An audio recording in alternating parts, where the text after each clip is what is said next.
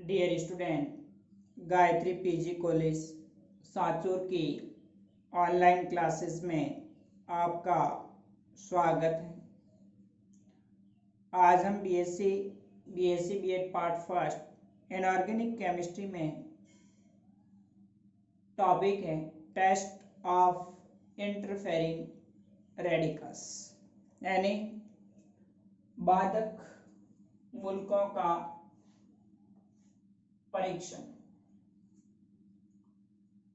देखिए, अभी तक जो आपने रेडिकल्स पढ़े हैं प्रीवियस क्लास के अंदर भी 11 और 12 के अंदर, जिसमें एसिडिक और बेसिक रेडिकल, अम्लीय मूलक और क्षारीय मूलक की पहचान करना।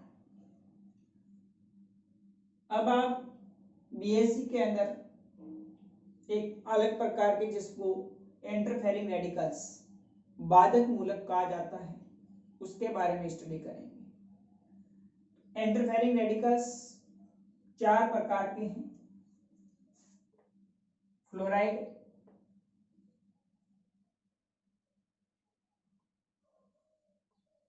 Oxalate, borate and phosphate. ये 4 बाधक मूलक कहलाते हैं। बाधक मूलक वे मूलक होते हैं, ये होते एसिडिक रेडिकल्स हैं, अम्लीय मूलक है। लेकिन जैसे हम अम्लीय मूलक के बाद में क्षारीय मूलक का परीक्षण करते हैं, तो उस कंडीशन के अंदर प्रथम और द्वितीय समूह के बाद ये तृतीय समूह में, चतुर्थ समूह में, पंचम समूह में और षष्ठ समूह के जो रेडिकल्स होते हैं उनके साथ में बाधा उत्पन्न करते हैं। दैट मीन्स ये रेडिकल्स जो तृतीय समूह के मूलक होते हैं, चतुर्थ समूह के मूलक होते हैं, उनकी पहचान जब हम करेंगे तो उस कंडीशन में ये उनके साथ में अपना टेस्ट देकर के बाधा उत्पन्न करते हैं, इसलिए इनको बाधक मूलक कहा जाता है।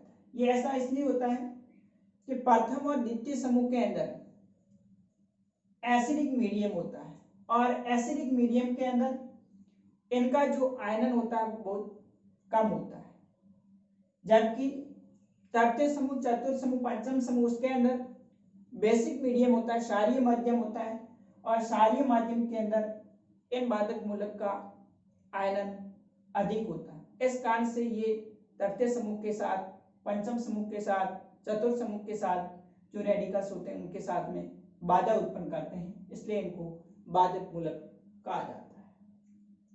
तो हम इन बाधक मूलक का परीक्षण किस तरह से करेंगे, तो इनका परीक्षण और द्वितीय समूह के बाद इनका जो निष्कासन होता है वो किस तरह से किया जाता है, तो उसके बारे में आज डिस्कस करेंगे।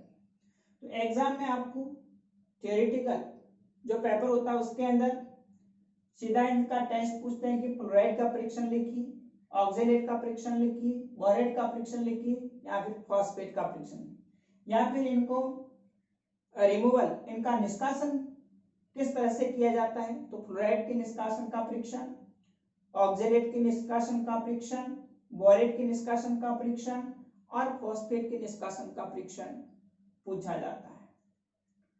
तो देखिए, हम सबसे पहले बात करते हैं जो फ्लोराइड आयन है, F- बाधक मूलक है, उसका परीक्षण किस तरह से किया जाता है। तो देखिए,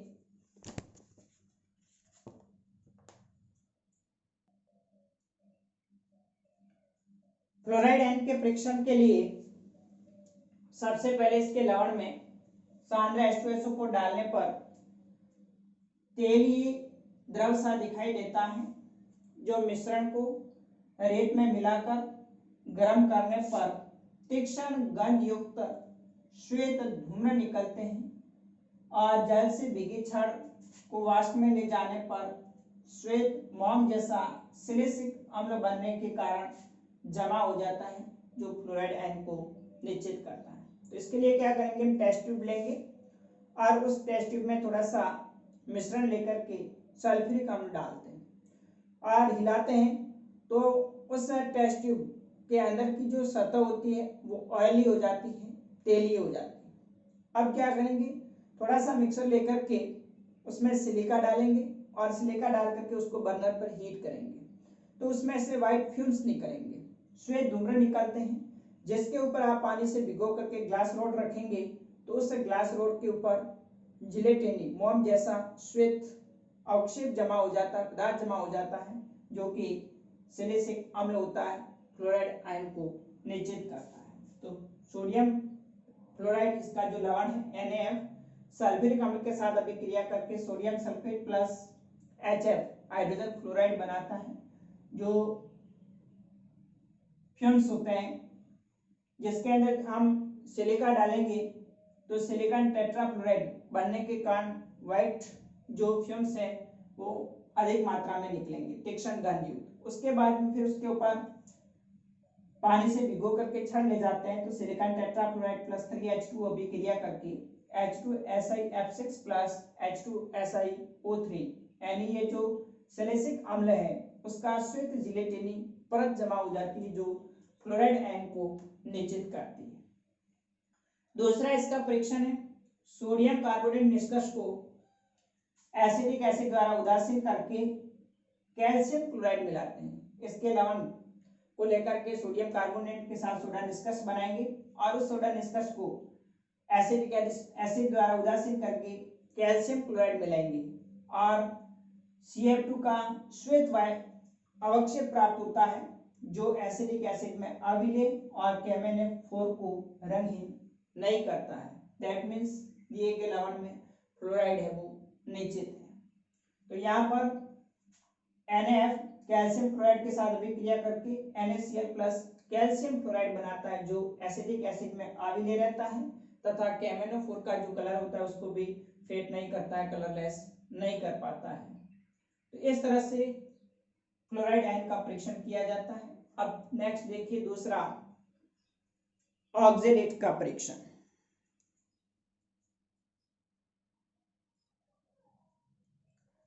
दूसरा है ऑक्जेलेट।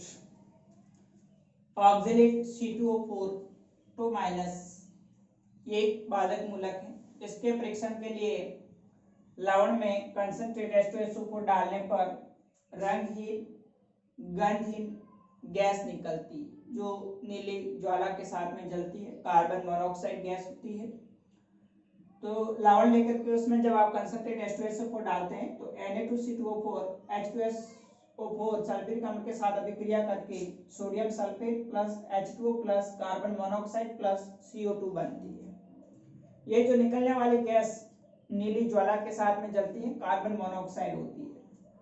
अब इसके जो निश्चात्मक परीक्षण के लिए सोडियम कार्बोनेट निष्कर्ष में तनु सल्फ्यूरिक अम्ल के द्वारा पहले उसको उदासीन करेंगे और उसके बाद में अति डायल्यूट KMnO4 पोटेशियम जो परमैंगनेट है उसकी कुछ बूंदे डालने पर परमैंगनेट विलयन का रंग उड़ जाता है, वो उसका जो कलर होता है वो उड़ जाएगा, कलरलेस सॉल्यूशन हो जाएगा। तो उसमें कलरलेस जो सॉल्यूशन होता है वो manganese sulphate plus potassium sulphate के कारण होता है। तो मैग्नीज जो परमैंगनेट है KMnO4 सल्फ्यूरिक अम्ल और H2C2O4 के साथ अभिक्रिया करके manganese sulphate plus potassium sulphate plus CO2 plus H2O बनाता है। तो इस प्रकार से जो ऑक्जेलेट होता है उसको हम निश्चित करते हैं, उसकी उपस्थिति को दर्शाते हैं। नेक्स्ट तीसरा है फॉस्फेट।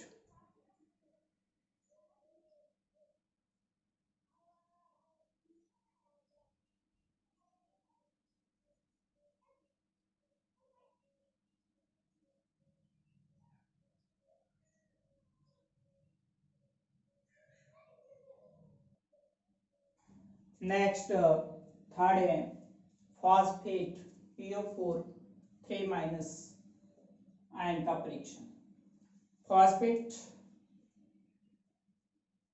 के परीक्षण के लिए इसके मिश्रण को जलीय विलयन या सोडा निष्कर्ष में नाइट्रिक एसिड व अमोनियम मॉलिब्डेट डालकर गर्म करते हैं। तो गर्म करने पर अमोनियम फॉस्फोमोलिब्डेट का बसंती पीला अवक्षेप प्राप्त होता है जो फॉस्फेट को निश्चित करता है। तो इसका जो लवण है उसको जलीय विलयन बनाकर या इसमें उसका जो सोडा निष्कर्ष होता है वो बना करके नाइट्रिक एसिड डालेंगे और साथ ही साथ अमोनियम मॉलिब्डेट डाला जाएगा। तो डाइसोडियम हाइड्रोजन फॉस्फेट अमोनियम मॉलिब्डेट और HNO3 के साथ अभिक्रिया करके अमोनियम फॉस्फोमोलिब्डेट बनाता है जो बसंती पीला अवक्षेप प्राप्त होता है। फ्लोराइड आयन को निश्चित करता है, फॉस्फेट आयन को निश्चित करता है, plus Na3 plus ammonium nitrate plus H2O बनता है। तो इस प्रकार से फॉस्फेट आयन का परीक्षण के लिए लवण या उसका सोडा निष्कर्ष HNO3 नाइट्रिक एसिड और अमोनियम मॉलिब्डेट डाल करके गर्म करेंगे तो बसंती पीला अवक्षेप प्राप्त होगा जो फॉस्फेट आयन को निश्चित करता है।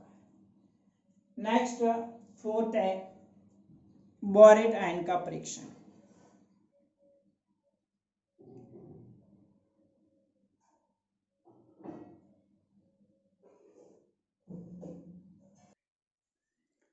नेक्स्ट है बोरेट का परीक्षण। बोरेट के टेस्ट के लिए सॉल्ट को सांद्र सल्फ्यूरिक अम्ल तथा एथेनॉल के साथ गर्म करने पर एथिल बोरेट बनता है जो हरे रंग युक्त ज्वाला से जलता है। लवण होगा उसमें आप सल्फ्यूरिक अम्ल डालेंगे तो बोरिक अम्ल बनता है। ये बोरिक अम्ल एथेनॉल के साथ में अभिक्रिया करके एथिल बोरेट बनाता है जो हरे रंग युक्त ज्वाला होती है बोरेट आयन को निश्चित करती है। तो इस प्रकार से जो बाधक मूलक हैं फ्लोराइड, ऑक्जेलेट, फॉस्फेट और बोरेट का परीक्षण किया जाता है। अब जो ग्रुप सी है उसके अंदर सल्फेट, फॉस्फेट, फ्लोराइड और बोरेट का हम परीक्षण करते हैं। तो एक इसके अंदर फॉस्फेट का सल्फेट का जो परीक्षण है वो भी ग्रुप जो सी रेडिकल्स होते हैं उसके अंतर्गत आता है। तो देखिए इसका परीक्षण किस तरह से किया जाता है।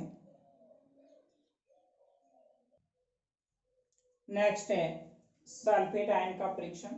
तो ये उदासीन जो न्यूट्रल ग्रुप के अंदर आता है इसके परीक्षण के लिए सोडियम निष्कर्ष को डाइल्यूट HNO3 से उदासीन करके बेरियम क्लोराइड का विलयन मिलाएंगे तो श्वेत अवक्षेप प्राप्त होता है जो कंसंट्रेट HCl या कंसंट्रेट HNO3 नाइट्रिक एसिड होता है उसमें अविलय रहता है जो सल्फेट आयन को निश्चित करता है।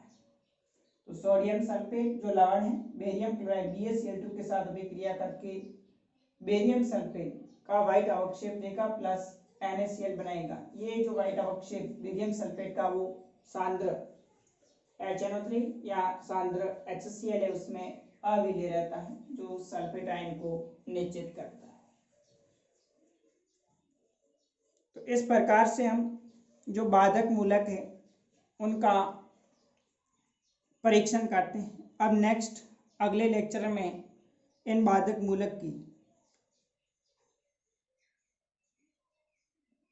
का सारी जो रेडिकल्स होते हैं उनके परीक्षण में बाधा उत्पन्न होने के कारण इनका निष्कासन किस तरह से किया जाता है। तो अगले लेक्चर में हम इनके निष्कासन की जो विधि है उसके बारे में डिस्कस करेंगे। Okay, thank you.